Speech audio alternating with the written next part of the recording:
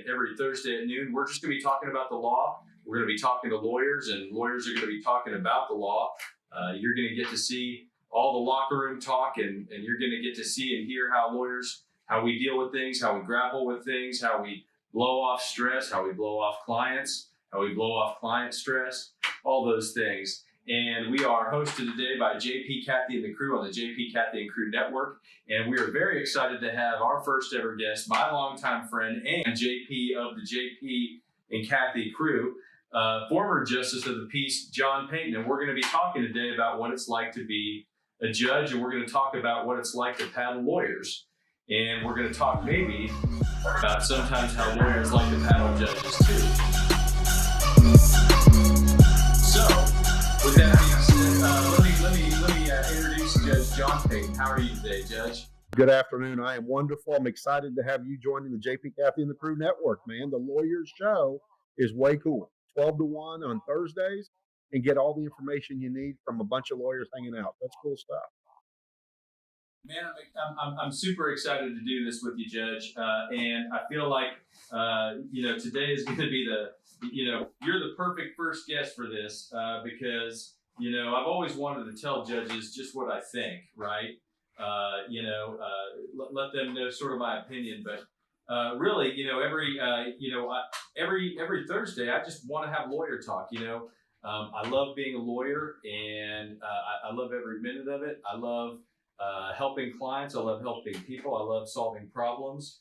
And I also kind of like sticking it to the man. But, what I've always thought is that talking to other lawyers about what we do every day is so fun. And, there's so many times we let our hair down and talk and just talk shop. And I just kind of want to let all of the viewers, I'd like for them to be able to see that and experience that. So thank you for giving me this opportunity. Well, the platform is going to allow people to actually get to see real people in Collin County, Dallas County, and surrounding areas in North Texas do what they do.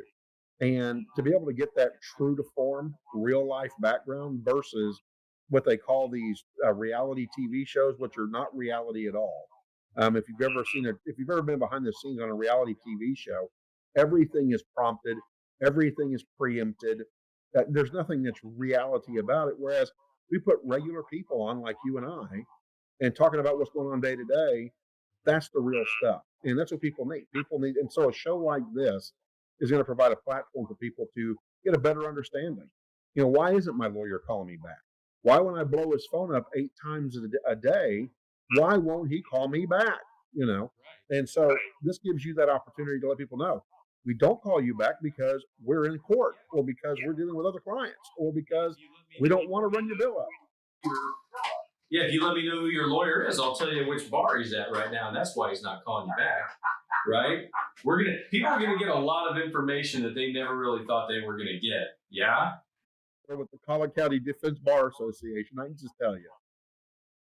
Well, if they're like anybody else, they already hate my guts, and that's fine. That's fine. Well, my daughter hates these glasses. Everybody should know, but they just, who doesn't want their lawyer, kind of making a bold statement like this? You either want to run me over in the parking lot, right, or you want to hire me. Either way, we're fine. But let's get to you, Judge. You're the star today. This is your network. You're the star, and let's just dig in and let's just talk about being a judge. So you were a judge at the ripe old age of, was it 18, 19? 18. 18. How? And you don't mind me asking you how old you are? We're close to the same age. Pretty close. 48, Okay. I'm 46, and I think I was living in Plano at the time you got elected. I was in school here, but first off, talk to the audience about what's the difference between what's the jurisdiction of a JP? So that's going up, but it was $10,000 2 years ago, but that has jumped. And again, why has it jumped? Think about this. You get your car fixed 25 years ago, may have cost you $1,100-$1,200. You get that same repair nowadays, it's going to cost you $5,000 or $6,000. And so jurisdiction naturally goes up. So it was 10,000. I believe it's jumping to 15,000 now. And the JP courts will start hearing more civil cases. But again, it's inflation. And you also had exclusive jurisdiction over what's called forcible entry and detainer, right? Talk about that a little bit. And evictions, and let's go ahead and get it down to the term everybody understands, evictions. Why forcible entry and detainer? Because two of those things. This is a lawyer show, sir. We're going to use very, very important language to intimidate people because that's what we do. Keep going. Sorry. Keep going. I just got you off. What's that? Yeah. What's that? Yeah. Keep going. Your own clients. There you go. So forcible entry, forcible detainer are really two different actions, but they combine them under the property code. One, of course, is taking entry over a property that's not yours. Pacific Heights is my favorite referral of a movie where he goes in, takes over that apartment or condo in San Francisco, destroys it, and ends up taking it. And of course, all the drama that unfolds. But then the forcible detainer, you're already in it, and you continue to detain that property. And so there's a remedy for that, and it's an eviction. And so over my 28 years, heard somewhere in the neighborhood of about 28,000, maybe a little more than 28,000 of those cases. Landlord-tenant relationships. You can have commercial, you can have residential. The easiest thing to do is to seriously just sit down and go over the property code in your contract. It's not that hard to read, or pick up a phone and contact an attorney like Jeremy Rosenthal. Except we don't do, I do exclusively criminal law. If you call me with a landlord-tenant case, first thing I'm going to do is I'm going to see how much money you got, and then the next thing I'm kidding. I just gave you the wag of the finger. I got wearing a mask, but I got a very disapproving. Yeah. In all seriousness, I'm only going to send you to one of a handful of people, based on whether or not you're a resident or whether or not you're a landlord. Because I know people on both sides. There's a really good lawyer by the name of Bradley Boyles. Bradley helps people who are getting evicted. Israel's sister. I send any commercial side people to him, and I think that's probably based on your recommendation. But anyway, yeah. So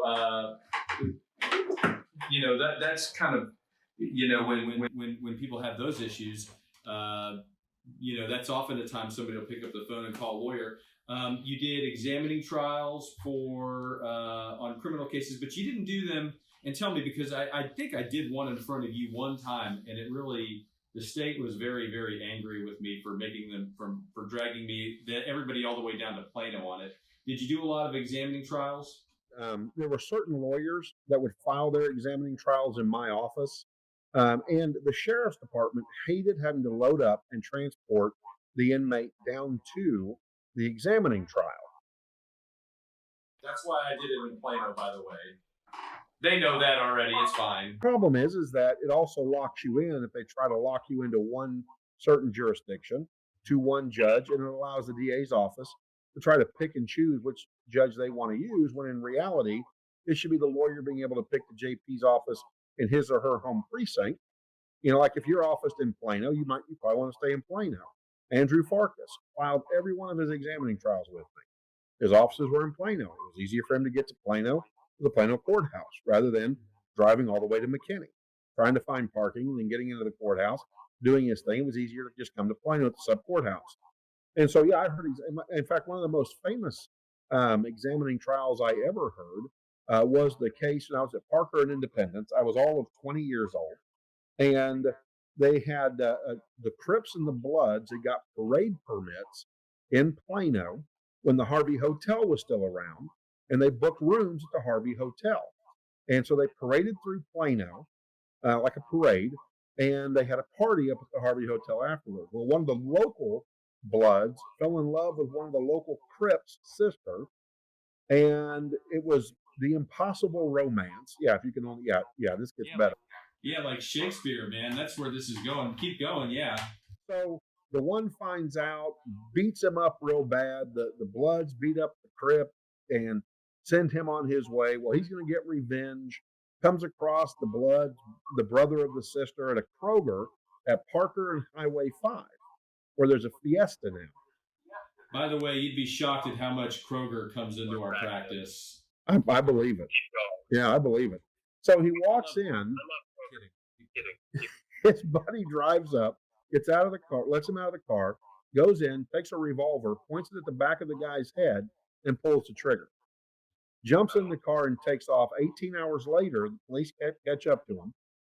He goes to jail. They want an examining trial. Well, we start getting threats at our office. U.S. Marshal's office gets involved. We had DPS, marshals, constables, sheriff deputies bringing and transporting this young man down from the jail for his examining trial. We had family members that were wailing at our front door, wanting to come in to be a part of what was going on. They had to go through security, but then they would sit in the back of the courtroom and start wailing. So we had to remove them from all of that. And so when it all came down to it, there was enough evidence to hold him over, and his bond stayed the same. Didn't do any movement on his bond, and he ended up going to trial. But so even a JP court can see felony cases, and that's what examining trials are for JP courts, are felony grade cases as serious as attempted murder. Because guess what? The kid didn't die. The kid survived the gunshot. And so it wasn't just a straight murder charge. I think it was a manslaughter charge or attempted murder, something along those lines. And so he ended up going to trial. I don't know what happened, but it was JPs can handle that. JPs also handle Class C misdemeanors, which are offenses punishable by fine only. Now that would be, up your tree if you handled that. And one of the best, he's no longer with us, that handled traffic was Conrad Summers. Yes. At a Plano. I mean, and a great guy. I mean, great stories. I don't know if you remember him. He would go up to Alaska and go on like a. Conrad, Judge, just so you know, Conrad referred me my very first ever client, which was, great guy, but yeah, keep going. So I mean, and he would go on great trips. I'd love to sit and just listen to him on the trips. He'd go up to Alaska, and they would drop him in his canoe, and he and his buddies or his kayak, they would kayak up the river and find his next drop point with his sleeping bag and tents and all. And they would do that for 2 or 3 weeks. And of course, Conrad had a stroke, but he would handle. I think he told me at one point he was up to 300,000 or 400,000 traffic citations a year, and he had a staff of like 8, and that's all they did. Yeah. And just so everybody's clear, I don't handle Class C misdemeanors at all. I'll do them. There are some that we will do. I will handle Class C misdemeanors if they're connected to a bigger felony. For instance, if somebody's in a Ryder truck full of methamphetamine, right? Allen PD, bless their hearts, will write them the ticket for the bad right-hand turn. I'll go to court on that. And there are some, I shouldn't joke, but there are some, there's a lot of conduct related Class C misdemeanors. You've got public intoxication. You've got public intoxication, minor in possession, minor in consumption. Also drug paraphernalia, things like that. And really kind of a sneaky one can be theft. And the reason I say theft is kind of a sneaky one is because a lot of times that's going to trigger some immigration issues that people don't think about. Also domestic violence, because the state, as you know, Judge, can make what's called an affirmative finding of family violence. And they can even do it on a Class C misdemeanor, and that can turn a subsequent case into a felony. And so one of my very first domestic violence clients I had that was a felony, he had gotten into a fight, I forget with who. I mean, he had a domestic altercation, got arrested and charged. That's all standard. His was a felony though, even though it was basically the first time, because 20 years earlier, his son came home drunk one night, and he got into a fight with his son. Whatever police agency wrote tickets to both the dad and the son, he just shows up to court thinking, I'm going to pay the ticket. Well, he shows up, pays the ticket, and he had that affirmative finding. So that second time, he was really a first time, but he got hit with a felony. And it was just really hard, I remember, to get him out of that deal. But that can be very important as well, and that's in front of the justice of the peace. So you do deal with some pretty heady stuff. You have to be able to read, and I don't mean that in jest. I mean it to sit back and say, I don't know everything, and I need to step back and I need to read the law on this because the law is vast. It's a big ocean of troubled spots if you do not break open a book and take the time and the humility to say, just because I wear the robe doesn't mean I know all. I need to step back and go read like everybody else does. And so I just want to make sure I'm hearing this correctly. You're saying the judge doesn't know everything. This is news to me. well, you know, it's not. You and I have had this conversation for years. Now, maybe it's news outside of the Plano Sub Courthouse. Okay. I know.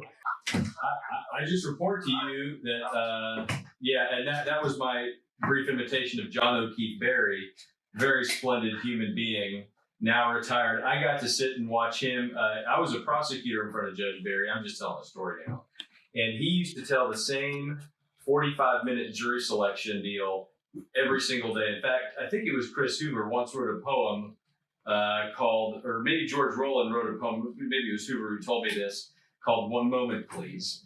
And if you know Judge Berry, he would stop court and he would put his head to the side of the microphone and he'd say, "Now, one moment, please," and the whole place would just be quiet for like a minute.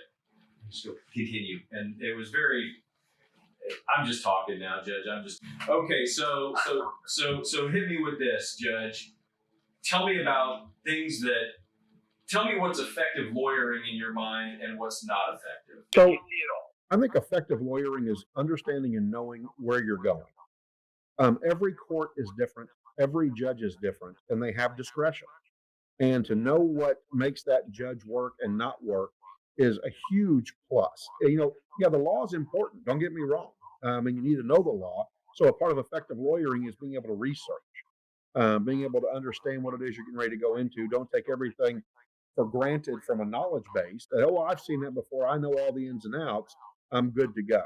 No, you probably don't. You probably want to review it just to make sure you're sharp and on your game, right? But understanding what the judges and who they are. I'll give you an example. I had Mr. Wade in my courtroom on a criminal case. And he comes up to the bench and he says, "Hey, look," he goes, "I need to be out of here by 3:15. And it's already 2:30. And we've kind of been piddling around with this since 1.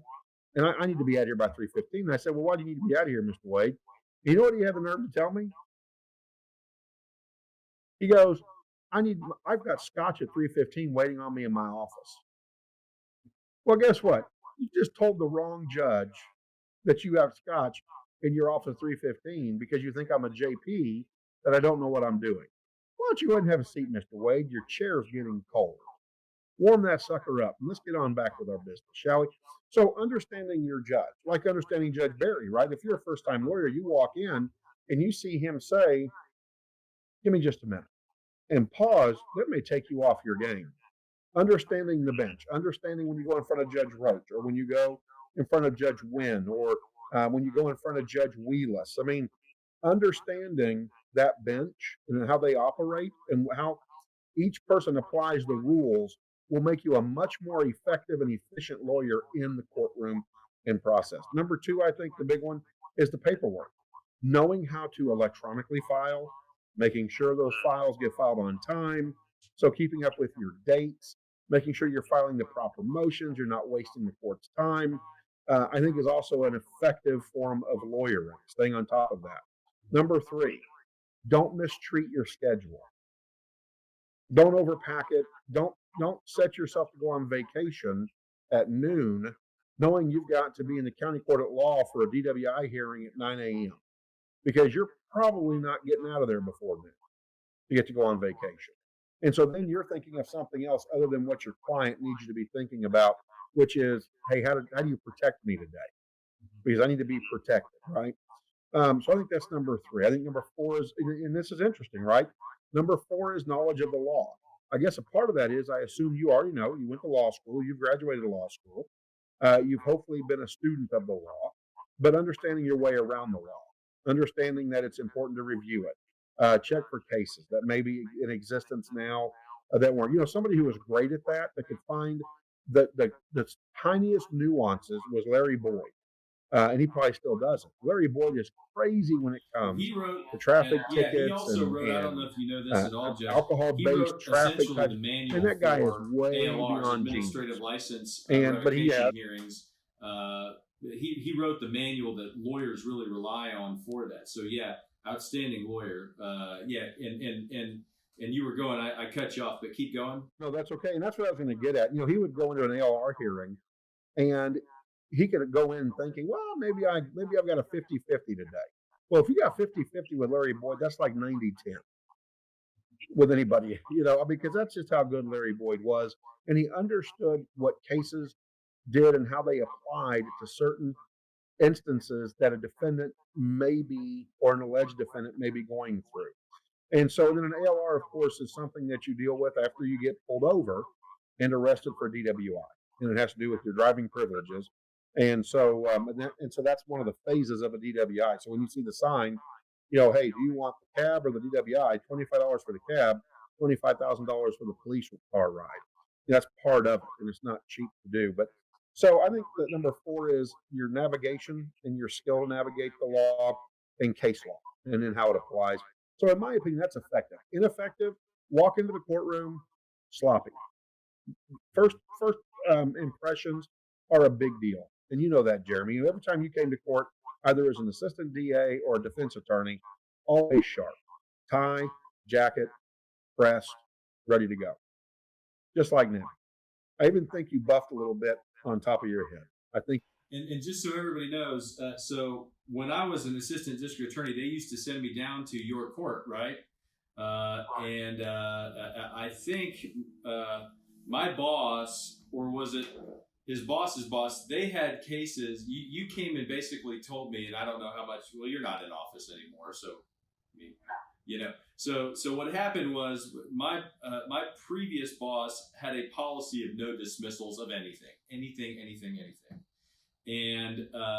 so you as the JP, and this is for the audience at home, you as the judge, you just can't dismiss cases just because you don't like them. You have to wait for the state to move to dismiss them, because it's basically their lawsuit, right? And they have to be the one that dismisses it. And you also had a really, really big backlog of just dead wood cases, because the defendant's not showing up either, right? These are outstanding warrants a lot of times for, somebody wrote a hot check for a pizza back in 1996, and it sits in J.P. Payton's court for 8 years, right?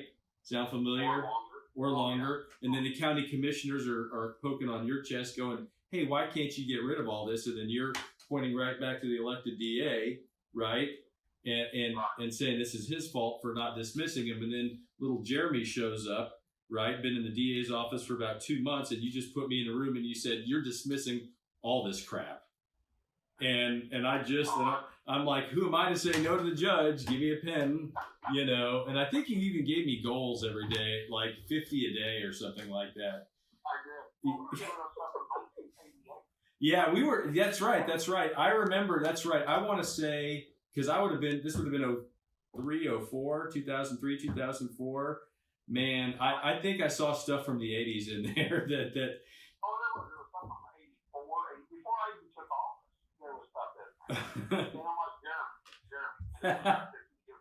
So when here was the fun part. You could do that, or you could stand and rest. Well, right, yeah, because we're calling these all to trial this minute. Yeah, and I after that I would leave there and I'd scratch my head, and I just kind of had this mental image of you in the back room with Velda laughing about, we suckered this, we got one we can sucker him into dismissing all of it. Well, Velda for sure, because she was like, I'm tired of it. Yeah, she's got the conference room named after her. That's big stuff. Don't think I don't think about her when I walk in there, and that just makes me feel old, because I'm about the only guy in the room knows who Velda Williams of the Velda Williams conference room is at JP 3-2, 920 East Park Boulevard in Plano. There it is. So we talked about lawyers, things that you saw lawyers do that you thought was effective, that you thought was ineffective. Talk about a lot of your job as a JP was dealing with pro se's, and by pro se, that's That's a person who's not represented. Talk about that. Sure. So, and a lot of people that come into JP courts are going to be pro se, even at the counter. So you walk into a counter, you've got a speeding ticket. The first thing you're hit with is, I need you to fill out this plea form. And you're like, huh? Well, I need you to enter a plea. Well, what do you mean? Well, you got to say guilty, not guilty, or no contest. Well, then it takes 10 minutes to explain what no contest is, because they're like, well, why can't I just say guilty or not guilty? What's this no contest business? So then you explain that. And the reason why I tell you that is because as a pro se, as soon as you walk through a door, someone that's not represented by an attorney, doesn't necessarily have a legal background, as soon as you walk in that door, you're going to be hit with legal terms, legal documents, and legal decisions that you have to make on your own behalf. And so be prepared to make those. You know, the internet is a horrible thing and a great thing all at the same time. So Google that stuff, look it up, figure out what you have to do. So as a pro se, you're going to face the challenge. And I always gave this as an example when I would have a lawyer on one side and I would have a non-lawyer on the other side, a pro se litigant representing themselves, is I would ask them, what do you do for a living? Well, I'm a nurse, okay? And I would tell them, look, I could not walk into an ER right now today and know everything there needs to know about nursing. And I would probably end up hurting people or killing people because I wouldn't know how to do a PICC line. I wouldn't know what IV fluid is, the difference between saline fluid, because I just wouldn't know. I wouldn't know any of the medical terms. I couldn't assist a doctor. But you've walked in my courtroom today as a nurse, not an attorney, not with a degree, not with the background of the education of being an attorney, and you're asking yourself to perform against an attorney. And I would just ask them, are you aware of that and are you prepared to go forward? Okay, so you were talking about, you're talking about pro ses, and I'll give you kind of a, and here's something that you and I hadn't talked about yet. And with the pandemic, it has really, really rearranged the practice of law. And I believe it was Allen Municipal who came up, who I first saw this on there. I'm sure they didn't come up with this. There's actually software now that it's like a platform like Zoom or Google Meets where you can do it virtually online, and it tells you here's where you are in line, and then you will see the prosecutor if you need, or you can see the judge if you need. And not that I think that all municipal courts are collection agencies, but you've got a nice little link to where you can click and pay your ticket. I had that one disabled on mine, but the point I'm making is that what's going on is that it's just a platform, but even then, I don't know. I suspect that the litigants are being shuffled directly to the judge. And so, because I think you're waiting in queue to talk to the judge, and that's going to be another ex parte, or not an ex parte communication, but a dealing with the pro se. Ex parte meaning just one side, right? But yeah. Anyway, so did you ever find it troubling to deal with pro ses? Was it ever difficult for you from the bench? I can tell you that there was a particular eviction that was appealed and appealed. Israel Schuster's office was in on the eviction. It was one of those deals where this company that would come in and try to sell somebody's home would move people in temporarily while the home was trying to be sold to live there. They just bring their suitcases and they would get paid to live there, right? So this young man and his wife move into this home in Murphy. Well, their dad shows up, long haul truck driver, and he takes over the house. He forges the contract, puts his name in the contract, when his name was never in the contract, forged signatures electronically, and then started putting signs: do not trespass, do not do this. And then started defecating and spraying out over the house, destroyed the home. This was a $500,000 home in Murphy. That was a 4-day trial because of the violations of the rules over and over again. And I didn't even run the rules strictly. I mean, I kept them very loose so we could get through the process, and it didn't matter. I mean, it was one of the most pro se nightmares I've ever had in my life. And what's sad is that this person ended up appealing and appealing and appealing, having other things in the county court, getting arrested because he refused to leave, and then suing every judge in Collin County, and then that getting dismissed. So it was Was this? Okay, keep going. I think I may have. I can't remember his name. If you can remember his name, we can use his name. I can't remember his name, but he's famous. The guy that they found dead at his computer after like a month. No, that was a different guy. That was Brad. Okay. That was Brad. What was Brad's last name? Well, we don't have to worry about Brad coming back and being pissed off at this either. Because guess what? Yeah, he did that. He filed tons of lawsuits against people. And then they ended up finding him dead behind his. We couldn't get him to come to court, and they went into his house, and he was gone. He had died. I think I remember this. This guy. I think this was your court. I remember coming in there, and there were like two lawyers from Haynes and Boone, which is like a big law firm, going against him in your court. And I'm thinking, what are two Haynes and Boone's lawyers with 80 file boxes doing down here beating up on some pro se? And that guy was out of his gourd. But then I remember like a year later, and Bob Davis, who represents the county and everything, was there too. And then Bob, I think, told me eventually this guy was dead at his desk at his house for like a month before the neighbors. And this has been 10 years maybe. So all the statutes have run, and his estate can't sue you or me either, right? No, that's a long time. That's disgracious. I think we're in good shape. Yeah, we're in good shape. But yeah, it was pro se's. When you get into something that you're trying to litigate at a district court level, in a JP court, you know that we're in trouble, and I've had that happen. And it's very difficult. A lot of patience, a lot of restraint, because you want to make sure that the playing field is fair, because you're in JP court, and the appeal is automatic, trial de novo, right? Automatically brand new trial. And so you're trying to get as much evidence out so that good decisions can be made. Hopefully avoid the appeal. Sometimes it works, sometimes it doesn't. And so pro se is going to be very difficult. Well, I'll tell you this, Judge, and you tell me what you think about this. I've seen from time to time what I felt like judges that are actually intimidated by pro ses, which kind of sounds crazy and backwards. Now, in state court, for all the viewers, in state court, they require you to have a lawyer in court. They won't allow, an individual can represent themselves, but it's really, really hard for them to get to that point. But basically, they're either going to appoint you a lawyer in district court, which are felonies, or you're going to have to hire one. But I've seen many instances where I felt like a pro se was actually successfully intimidating a judge. Talk about that. So, and that can happen. And maybe I need to kind of give a little more background on that, because the pro se knows that because the judge knows that there's going to be an appeal. The judge knows that I'm going to get sued 8 ways till Sunday because this guy sues everybody. But anyway, go ahead. And that's it, right? I mean, the idea is we're going to have to deal with the Commission on Judicial Conduct. For the state district judges in the county court, they're on the record.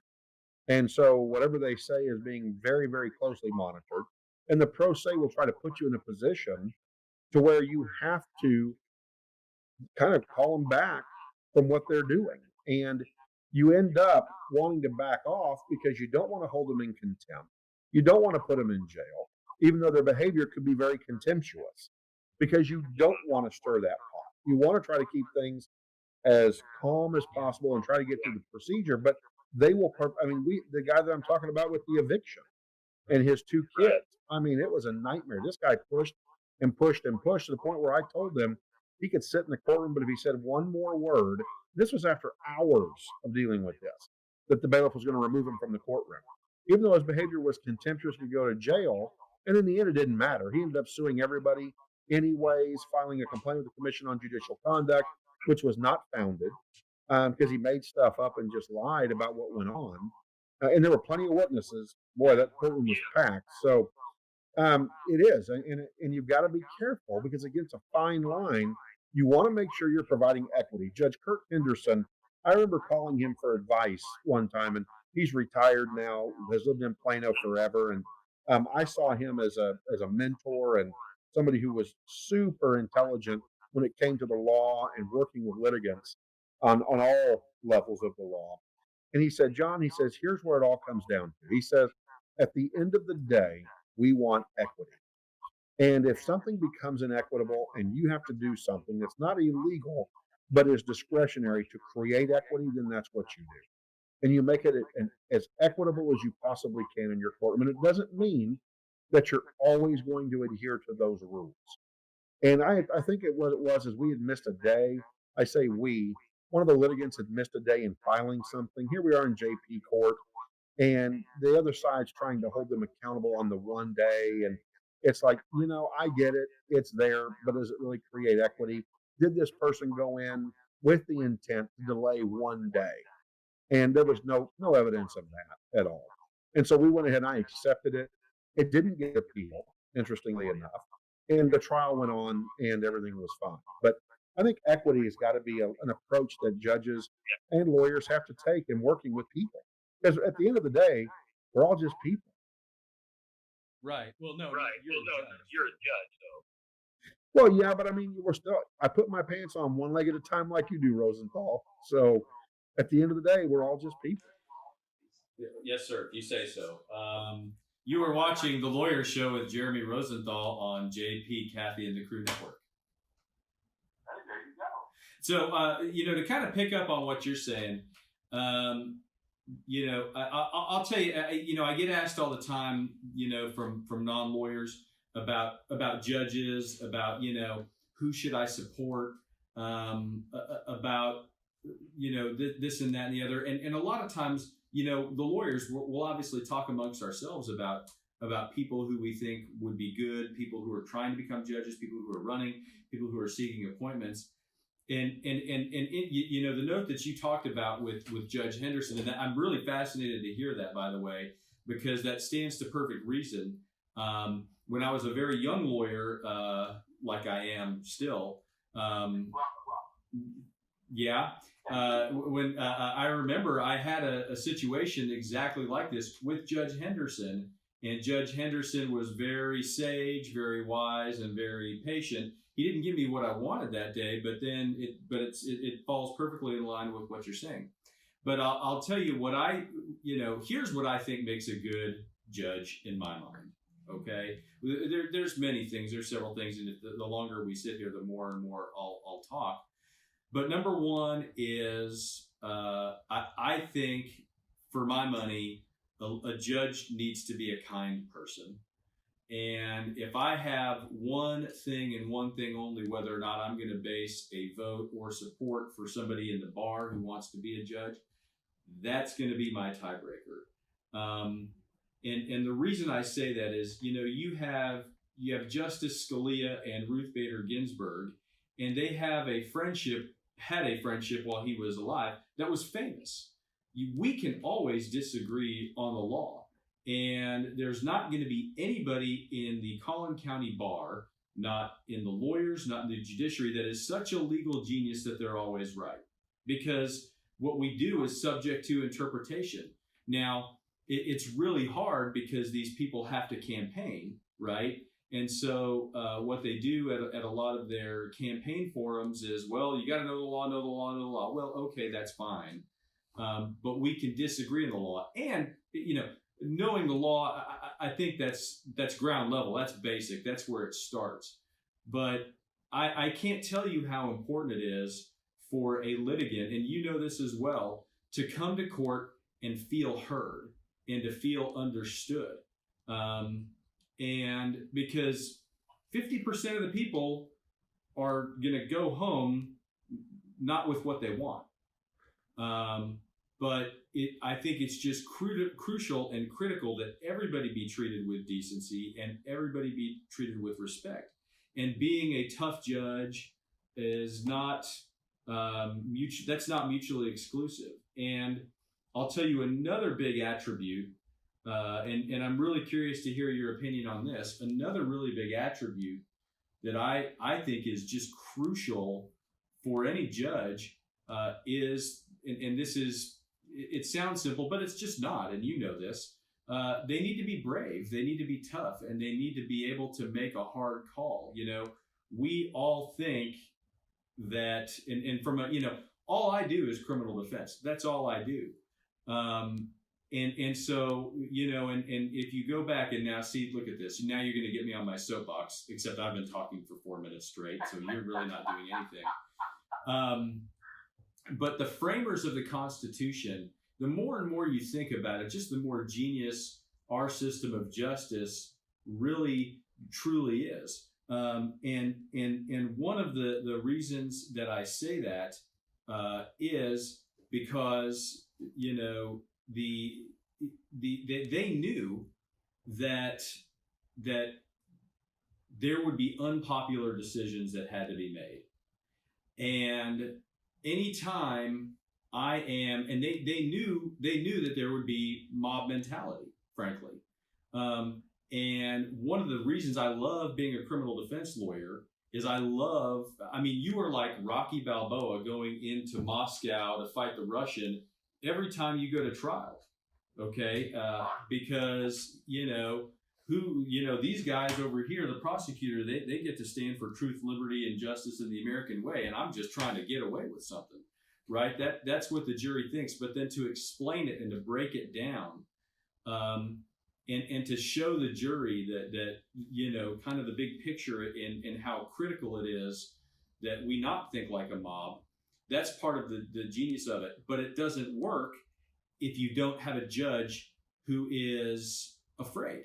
And I think a lot of judges, sometimes I worry, that the judges, they kind of feel like, well, I've got to be safe in how I do this, and I'm always going to be safe by siding with the prosecution. I think newer judges tend to, some of them, if they don't have criminal experience, I call it hiding behind the prosecutor. A lot of times, you'll see a judge who's brand new, and then they look over the room and they look at the prosecutor as to, am I doing this right? And that's a really scary, that's a very dangerous proposition and a very vital loss of a check and balance. I'll let you talk about that. One of the things I liked about you, about practicing in front of you, Judge, number one is you always had a book open with the code, the law, and the statute, and that is better than that's better than a big percentage of a lot of the judges I practice on a normal basis, number one.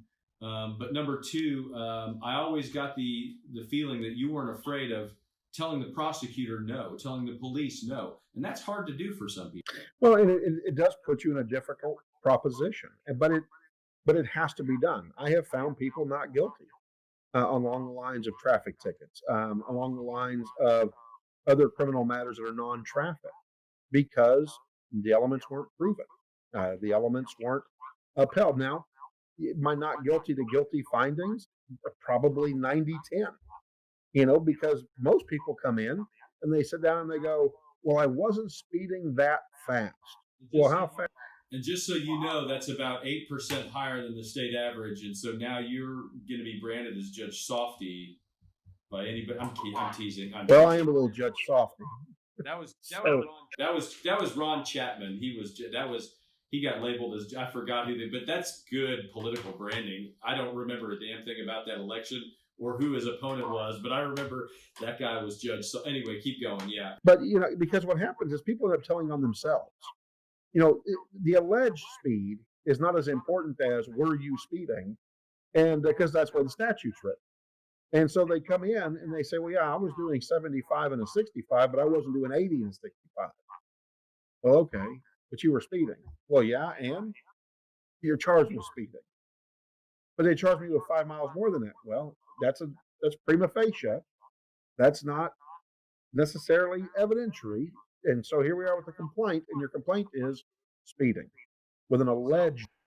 So now I'm going to cut you off again here because I have not tried a speeding ticket to a jury where I argue, even though we're over the speed limit, that's only prima facie proof. That's hard to win. And I think any lawyer who can win that is just, that's gold. That's pure sugar. right there. So, anyway, yeah. I mean, so, you have that. Then I had the poor person that came in and they're reconstructing this accident. The big one was always fail to control speed, right? That was such a hard thing to deal with because people thought, well, you're telling me I was charged with speeding, but I was only going 10 miles an hour. Now you're not charged with speeding, you're charged with fail to control speed. What's the difference? Well, due to the circumstances at the time, whether it be weather, traffic patterns, what have you, the speed that you were going was greater than prudent and therefore caused an accident of some kind. So, like for example, if you're in the middle of an ice storm and you're going 5 miles an hour and you approach the intersection and you hit your brakes and you slide through the intersection and hit a car, you failed to control your speed, even though you're only going 5 miles an hour. And so you have to prove that going 0 miles an hour would have caused the exact same thing. Well, they don't do that. They bring in these huge models with all these little cars on the model to try to show you, and it's like they don't know how to get the evidence in. And so it's like, and you try to give them hints. And again, this is that pro se thing. They get very frustrated, even though you're giving them hints, and the prosecutor's looking at you, and you're like, really? I'm in JP court. Sit down.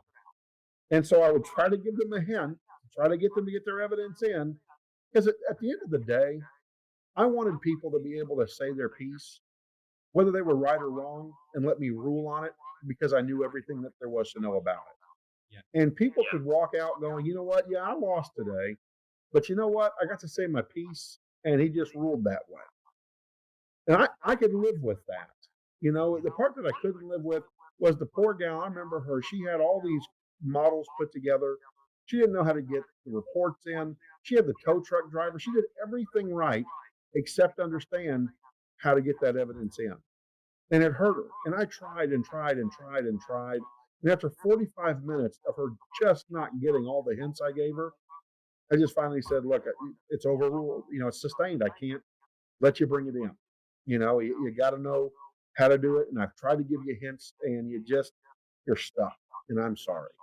And but there are times I have ruled against the state. Here's what's interesting: the troopers knew me so well that they knew when something probably wasn't going to fly right.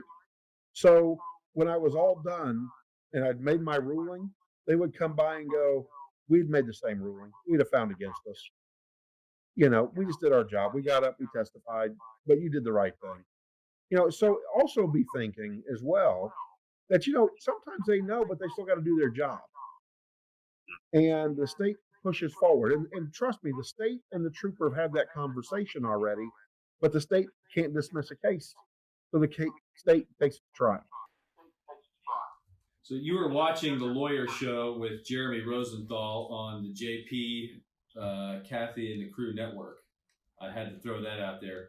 And to your point, Judge, and really what I see a lot of my job as a criminal defense lawyer and your job as a judge is, again, we're checks and balances on power, and they're very, very critical ones, and people don't think about that a lot. There is a very, and a lot of times, for instance, if I win a case, Judge Rush says there's no such thing as a technicality. That's his saying. If you think about it, he's really right about that. Every element is an element of the case, and they're all important. But what's interesting is that if I get a search warrant thrown out, or if I get a case suppressed, right? If the police did something illegal, and I can eliminate that evidence, and I always remind clients that illegal, when we talk about illegal in a courtroom, we're talking about like a legal procedure, right? 5-yard penalty, replay, first down. Okay, nobody's going to lose their job, nobody's going to get fired over it. But what it teaches is it teaches the police to do it right.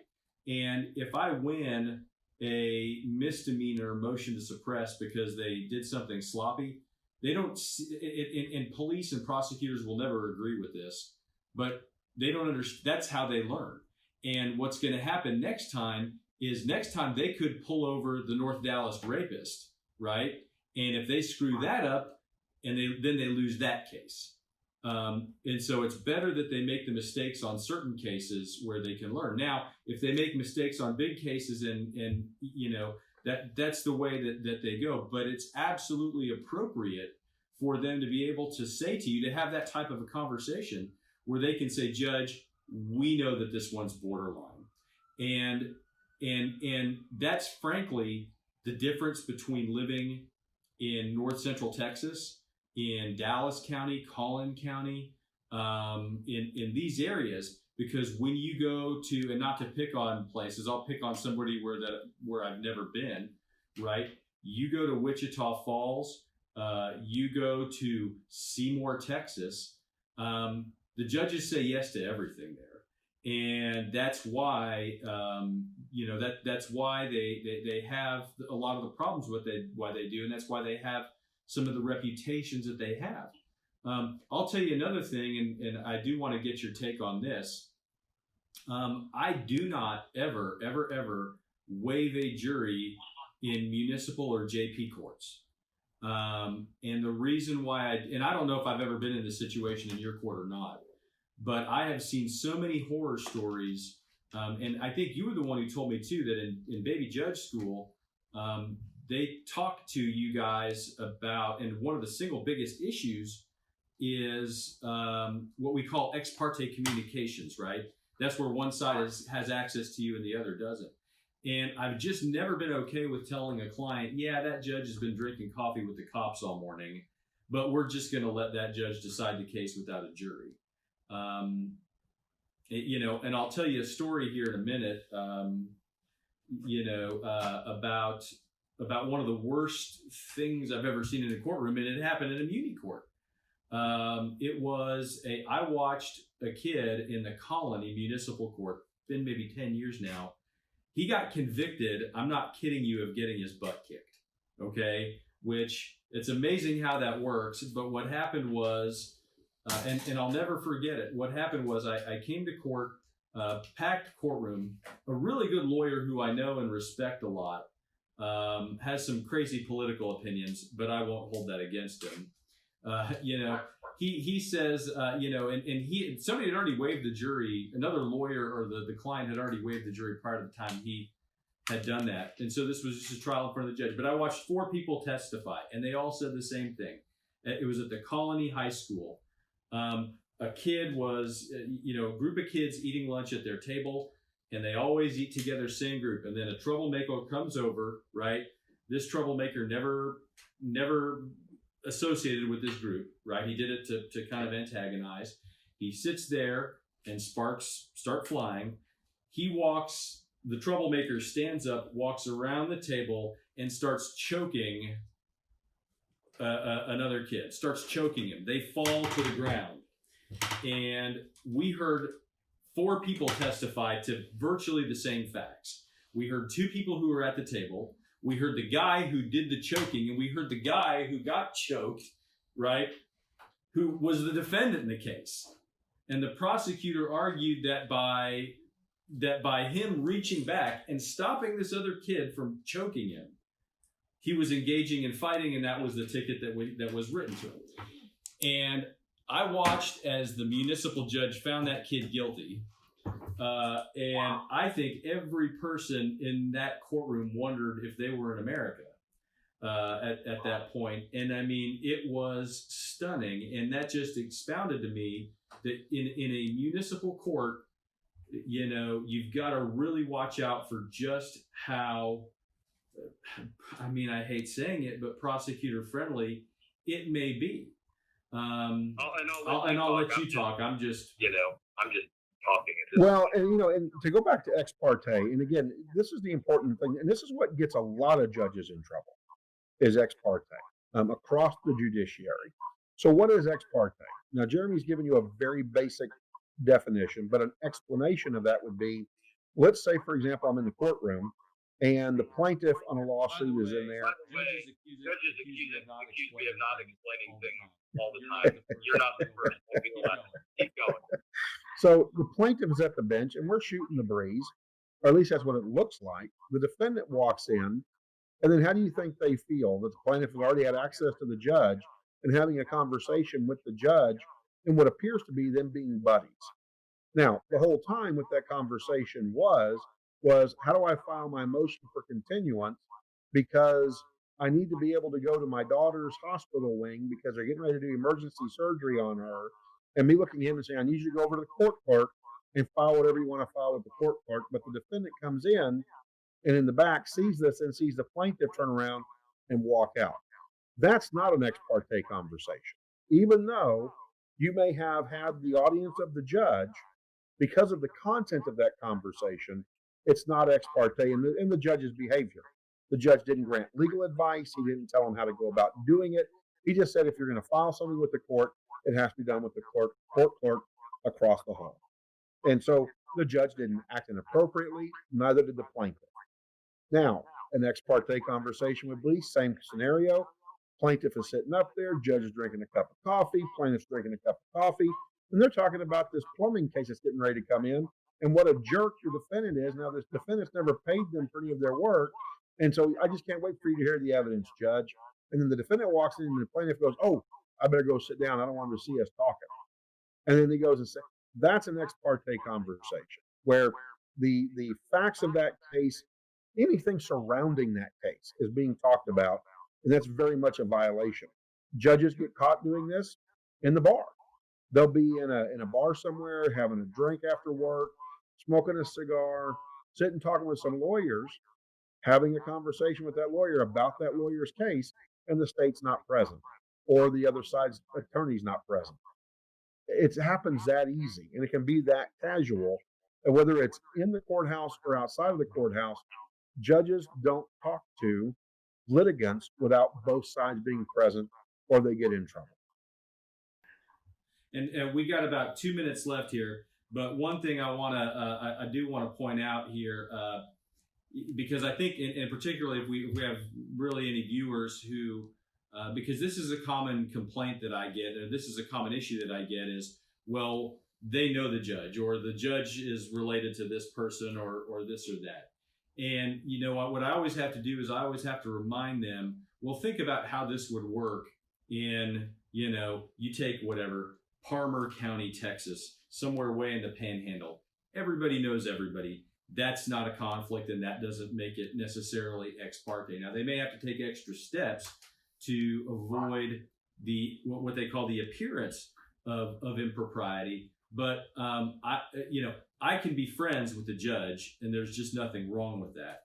And a judge, you have a life too, even though you deny that even though you're a judge and not necessarily a human anymore.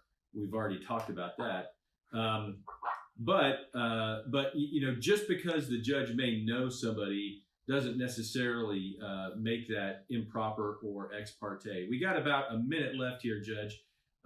Any parting shots? Any last things that you want to talk about that we didn't cover, that we came close? I think what's important to know is, again, that we're all human beings, and we all put our pants on one leg at a time. Judges are going to make mistakes, right? Or skirt. Well, you put a skirt on. I thought you stepped into a skirt.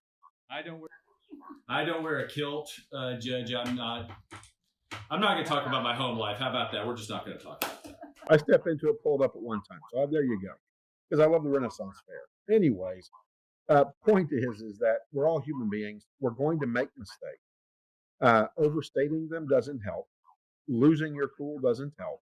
Listen to your lawyer. And if you don't like what your lawyer, well, and pay him. But if you don't like what your lawyer's doing, go get another lawyer. Let that lawyer go. Go hire somebody else if you're not happy with that lawyer. I think that it's going to be exciting to have Jeremy Rosenthal right here with JP Cathy and the crew on the network. I think you're going to get to really, truly get a sense and a feel for what lawyers do talk about, how the courtroom does work, how the law works, why clients are treated the way they're treated. And I think you're going to get it straight. Jeremy and I have been friends for a long time, and that friendship never got in the way of me ruling against him or in favor of him. It didn't. And so there is equity and fairness out there in the world, and it does exist. And I think you're going to learn a lot by tuning in on Thursdays from 12 to 1 for the Lawyer Show with Jeremy Rosenthal right here on the JP Cathy and the Crew Network. And Jeremy, thank you for making me your inaugural guest.